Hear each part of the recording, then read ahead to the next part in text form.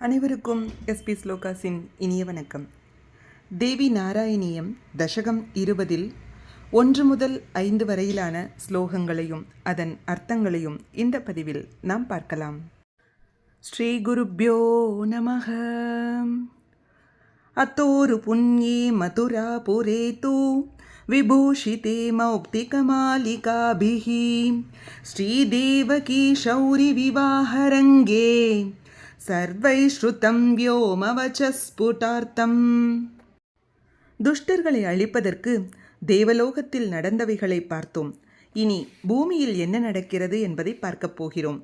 பார்க்கடலில் இருந்து திரும்பி வந்த தேவர்களும் பிரம்மனும் இனி நமக்கு கவலை இல்லை, கிருஷ்ணர் பிறப்பார், நம் கவலையெல்லாம் தீர்ந்துவிடும் என்று நிம்மதியாக இருக்கின்றனர். பூமியில் மதுராபுரியில் வசுதேவர் தேவகிக்கு கல்யாணம் நடக்கிறது. தன் பிரியமான சகோதரியை கணவன் வீட்டில் கொண்டுவிட வாசுதேவர் தேவகியை தன் தேரில் ஏற்றிக்கொண்டு தானே தேரை ஓட்டிக்கொண்டு போகிறார். போகும் வழியில் அவனுக்கு அசரீரி கேட்கிறது. யார் பேசுகிறார்கள், எங்கிருந்து பேசுகிறார்கள்? இது ஒன்றும் கம்சனுக்கு புரியவில்லை. அவேஹிபோ தேவகநந்தனாயாஹ சுதோஷ்டமக்கம் சதவாந்தகஸ்யாத் ஸ்ருத்வேதி தாம் ஹந்துமசிம் ததானஹ கம்சோ நிருத்தோ வசுதேவ முக்யைஹி. தேவகியின் 8வது புத்திரன் உன்னை கொல்வான் என்ற இந்த அசரீரி வாக்கை கேட்டதும் கம்சனுக்கு பயம் வந்து விடுகிறது. தன் உயிருக்கு ஆபத்து என்றதும் தங்கை இருந்தால் தானே புத்திரன் பிறப்பான் என்று அவளின் தலைமயிரை பிடித்து இழுத்து கொல்வதற்கு வாளை எடுக்கிறான். வசுதேவரின் நண்பர்களும் யாதவர்களும் தங்கையை கொல்லாதே, இது பாபம் என்று தடுக்கிறார்கள். அவன் அதை காதிலேயே வாங்கவில்லை. அவர்களுக்கும் கம்சனுக்கும் சண்டை நடக்கிறது. அதாக ஷௌரி ஸ்ருணு கம்ச புத்ரான் ததாமி தேஸ்யா சபதம் கரோமி ஏதத்வசோ மே வ்யபிசர்யதே சேன மத்பூர்வஜாதா நரகே பதந்து.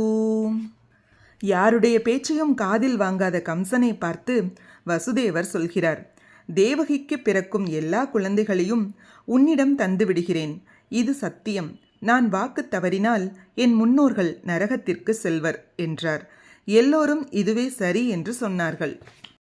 ஸ்ரத்தாய ஷௌரேர் வச்சனம் பிரசாந்தஹ தாம் தேவகீம் போஜபதிர் முமோச்ச சர்வே ச துஷ்டாய தவோ நகர்யாம் தௌ தம்பதி சோஷதுராதமோதம்.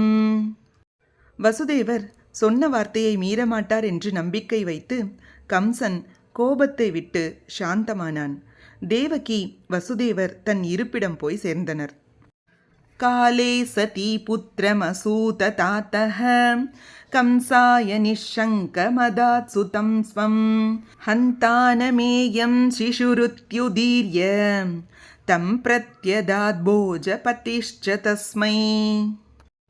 தேவகி யவ்வனம் அடைந்து கர்ப்பவதியாகி ஒரு அழகான குழந்தையை பெற்றெடுக்கிறாள். வசுதேவரும் குழந்தையை கேட்க அவளும் இக்குழந்தையை காப்பதற்கு ஏதும் பிராயச்சித்தம் செய்ய முடியாதா என்று கேட்கிறாள். நல்வினை தீவினையால் வரும் பயன்களை யாரானாலும் அனுபவித்தே ஆக வேண்டும் என்று சொல்லி குழந்தையை கம்சனிடம் கொண்டு தருகிறார். சத்தியவானான வசுதேவரிடம் கம்சன் சொல்கிறான், 8வது குழந்தைதானே என்னை கொல்லப் போகிறது, இது எனக்கு எதிரி அல்ல, அதனால் உம்மிடமே இருக்கட்டும் என்று வசுதேவரிடம் குழந்தையை திருப்பிக் கொடுத்து விடுகிறான். அதாஷு பூபார விநாசனாக்ய த்வன்னாட்டக பிரேக்ஷண கௌதுகேன ஸ்ரீநாரதः சர்வ விதேத்ய கம்சம் அத்ருஷ்யஹாசம் சகலம் ஜகாத. 8வது குழந்தை தானே எனக்கு எதிரி, மற்ற குழந்தைகளை ஏன் கொல்ல வேண்டும் என்று சொன்ன கம்சனின் வார்த்தை கேட்டு மந்திரிகளும் மற்றவர்களும் சந்தோஷித்தனர். அப்பொழுது நாரதர் வருகிறார். அவருக்கு வசுதேவர் தேவகிக்கு பிறக்கும் குழந்தைகளின் பூர்வ சரித்திரம் தெரியும். பூமியின் பாரத்தை குறைப்பது தேவியின் திட்டமல்லவா, அதற்கு அவராலானதை செய்ய வேண்டுமல்லவா, அதனால் நாரதர் சொல்கிறார். இதுவே இதன் பொருளாகும். இது போன்ற ஸ்லோகங்களுக்கும் ஆன்மீக விஷயங்களுக்கும் மறக்காம நம்ம சேனலை சப்ஸ்கிரைப் பண்ணிக்கோங்க. நல்லதே நடக்கட்டும், நன்மையை பிறக்கட்டும். நன்றி, வணக்கம்.